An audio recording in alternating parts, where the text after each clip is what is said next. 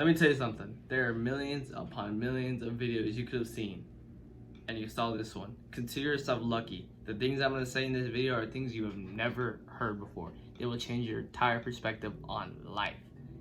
And click off this video if you're not about that right now. If you want to watch this video, make sure you stay locked in because I guarantee it's going to benefit you. Seriously, you're going to have a different output.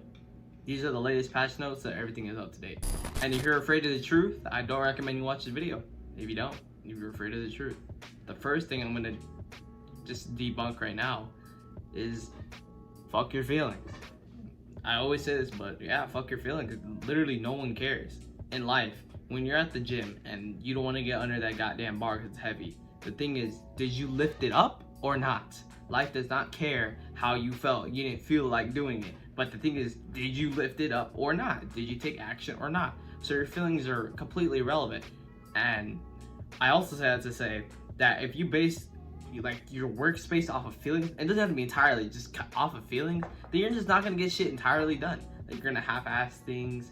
Oh, I don't feel like doing this today, so I'm just not gonna do it. Okay, go ahead. You don't have to do it, but you need to understand that there are consequences to you not doing that thing, because you will never beat the person who is willing to keep going no matter what. Never in any realm are you willing to beat the person who is gonna put that goddamn hard work in every single day and not care about how they feel. You think people want to wake up and then do some hard work because they feel like it? Absolutely fucking not. You need to throw your feelings out the window and use that motivation that you have, or you can self-motivate yourself and then use that motivation to create discipline, because motivation is never enough. Now this one is crazy. It's insane. The reason why I say this one's insane because you are told this all the time. If you're watching this video, chances are you've heard this statement, but I'm about to give you an entire different view on the statement. You are always told to be yourself. Well, how the hell can you be yourself if you don't know yourself? Also, you not knowing yourself is you being yourself. That sounds complicated as hell, but that is the entire point. The first thing I want to touch on that huge complicated statement I just made is you're always yourself no matter what. Let's say you imitate Kai Cenat, for example, right? You're basically being yourself, because you being yourself is you imitating someone else. My fault. You imitating someone else. That's you being yourself. But I used to say that it should be rephrased to change yourself, or some along the lines of that. But I think when they say to be yourself, or when people say to be yourself, you need to be the truest form of yourself, and you need to form your everyone knows what type of person they are. Like, I'm a more relaxed, laid back person. You can put me in a group with fucking psychotic people or crazy people. Normally I kind of let them do the shit and I kind of just watch from a distance, or maybe I might take some action but not very much of it. But you need to figure out who you truly are. Think about it. I think everyone intrinsically knows who they are. Like, really, even if me trying to act hype as someone else, I know deep down that I am not like that. Let's also touch on the part where I said you're told to be yourself, but how can you be yourself if you don't know yourself? And I think that's probably the biggest takeaway of this, because a lot of people don't know themselves, and there's a guaranteed chance that you don't either. Let me ask you a question. Who are you? Who are you? I said this about a video or two back. Who are you?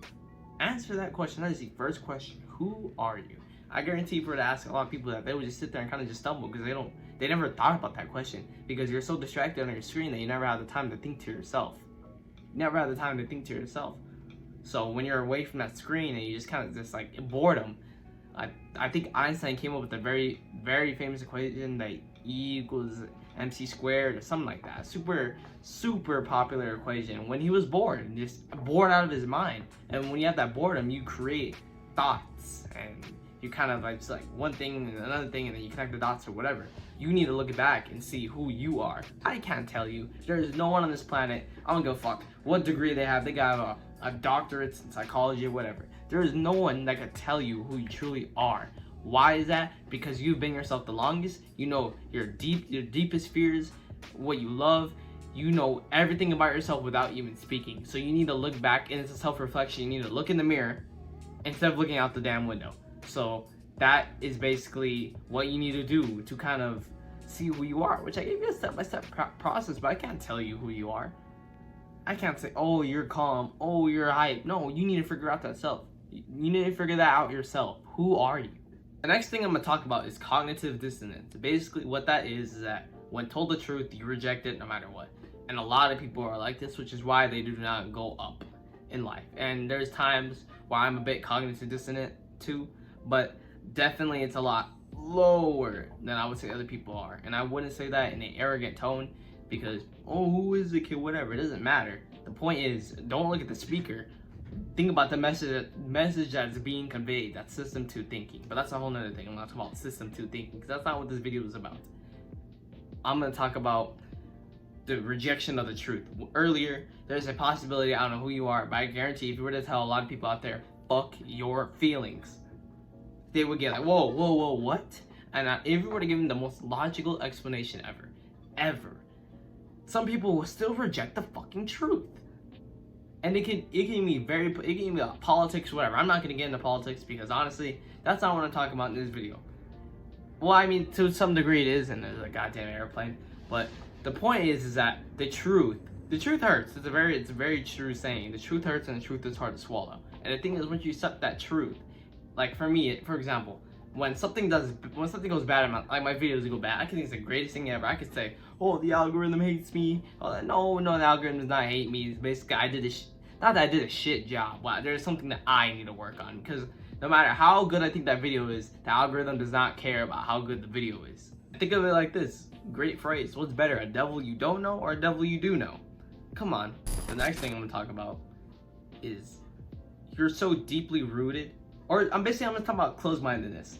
You're so deeply rooted in whatever you believe in, whatever ideology you believe in. But no matter what, one ideology is always flawed. No matter what, there is always constant blind spots in that ideology. No matter who you are, I don't care. You can be the smartest person on the fucking planet. Smartest person on the planet. Your ideology still has blind spots.